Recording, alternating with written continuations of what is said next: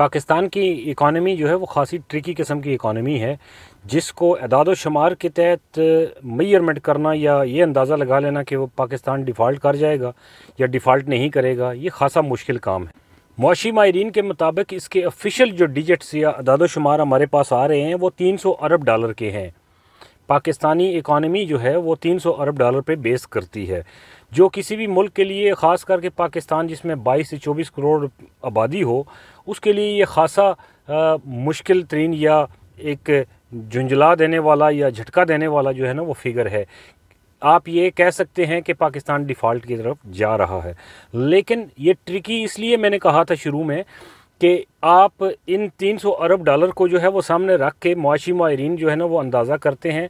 उन्हें ये भी अंदाज़ा करना चाहिए कि पाकिस्तान की बाकी जो आबादी है, मांदा आबादी, जो डॉक्यूमेंटेशन के अंदर नहीं है, जो टैक्स पेयर नहीं है, या जिसका अंदाज़ा नहीं कि उनके पास कितना पैसा है, जो टोटली लेन देन जो है वो कैश की सूरत में करते हैं और अपना लेन देन कैश की सूरत में करके अपने आप को छुपाए हुए हैं, वो लोग कितने ज़्यादा हैं या किस तादाद में हैं।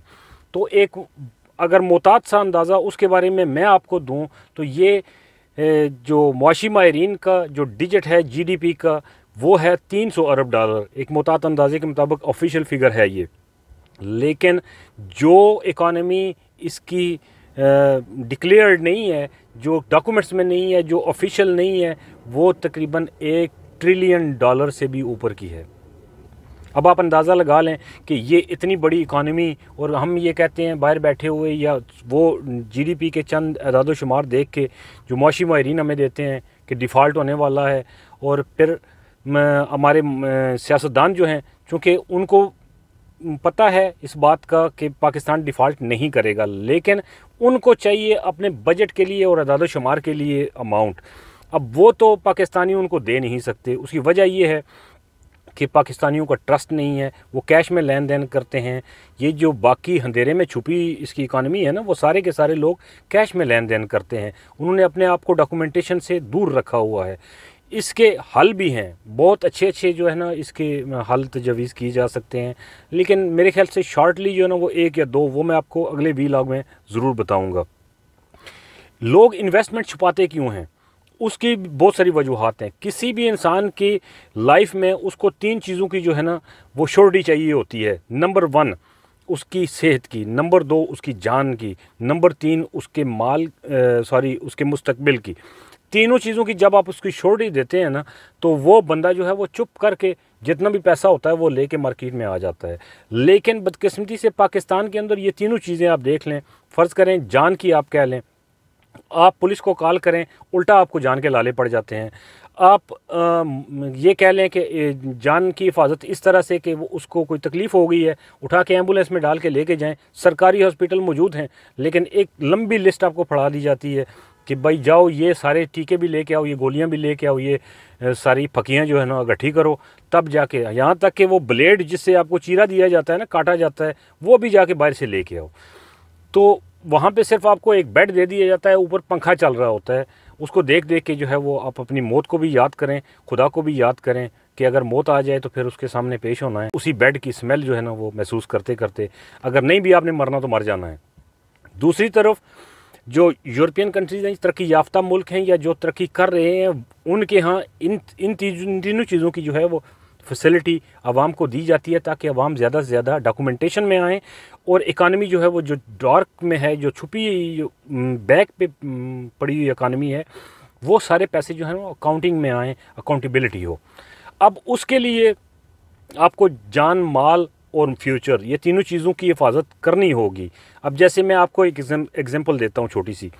अमेरिका के अंदर एक रेडी लगाने वाला जो छोटी सी एक कार्ट लगाता है, सुबह से शाम तक मेहनत मजदूरी करता है, वो मिनिमम जो लिमिट यहाँ पे मुकर्रर होती है उसमें भी जाके साल के बाद खुद जो है वो टैक्स भरता है, और खुशी खुशी भरता है। उसकी वजह क्या है? उसकी वजह ये है कि जब भी उसने कॉल करनी है, अगर उसको हार्ट अटैक हुआ है या उसको कोई प्रॉब्लम हुआ है तो फ़ौरन हॉस्पिटल में जाएगा। हेल्थ इंश्योरेंस उसकी फ्री है, जितना मर्जी उसका इलाज हो उसको फ्री होगा। नंबर 2, उसकी जान की हिफाजत इस तरह से कि अगर कोई डाका पड़ जाता है, कोई प्रॉब्लम हो जाती है, 911 पे कॉल करेगा, 5 मिनट के अंदर अंदर पुलिस उसके पास होगी और उससे आके पूछेगी कि तुम्हें मसला क्या है, वो मसला हल करने की भरपूर कोशिश करेंगे।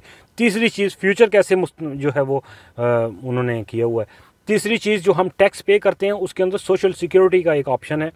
सोशल सिक्योरिटी के तौर पर एक मखसूस अमाउंट जो है वो हर साल हम टैक्स के अंदर देते रहते हैं, वो थोड़ी थोड़ी करके कटती रहती है। जब आप 65 ईयर्स ओल्ड हो जाते हैं, आप जाते हैं सोशल सिक्योरिटी ऑफिस में, तो सोशल सिक्योरिटी वाले जो है वो आपको एक हैंडसम अमाउंट जो आपके उस फिगर्स के मुताबिक बनती है, वो आपको मंथली जो है वो पेंशन की सूरत में देना शुरू हो जाते हैं, और फिर आपका फ्यूचर भी इस हवाले से महफूज है। लेकिन लोगों को एतमाद है कि ये तीनों काम बर वक्त और वेल इन टाइम हमारे साथ होंगे, इसलिए लोग खुशी से खुद जाके पेपर भर के जो है वो एवरी ईयर टैक्स भरते हैं। पाकिस्तान के अंदर अब ये जितनी भी सहूलतें मैं बता रहा हूँ, इनमें से कोई एक भी नहीं है, एक भी अवेलेबल नहीं है। सो कैसे लोग जो हैं वो डॉक्यूमेंटेशन में आ सकते हैं? लोग ये कहते हैं ना कि पाकिस्तान की इकानमी जो है वो डिफ़ॉल्ट कर जाएगी, पाकिस्तान डिफ़ॉल्ट होने वाला है, तो ये सिर्फ सियासतदानों के नारे हैं कि जिनको 35 साल या 40 साल हो गए हैं, मुख्तलिफ़ पार्टियां बदल बदल के हमारे पास आ रहे हैं, लेकिन उन्होंने कभी इंसानों के बारे में सोचा नहीं है। उनको ये शर्म नहीं आती खड़े होके जब ये बात कर रहे होते हैं कि पाकिस्तान के जो लोग हैं वो ये कर रहे हैं, पाकिस्तान में इतने लोग मर गए हैं, कश्ती में सवार 310 पाकिस्तानी थे, फौरी तौर पर कमेटी कायम कर दो। भाई पहले ये ज़रूरत महसूस करो कि वो वहाँ से पाकिस्तान से भाग के गए क्यों हैं। उनकी ज़िंदगी आपने अजीरन कर रखी थी, इसलिए वो भाग के वहाँ से गए हैं। ये करने के लिए कि अपने ख़ानदान, बच्चों, बीवी और माँ बाप की खिदमत कर सकें।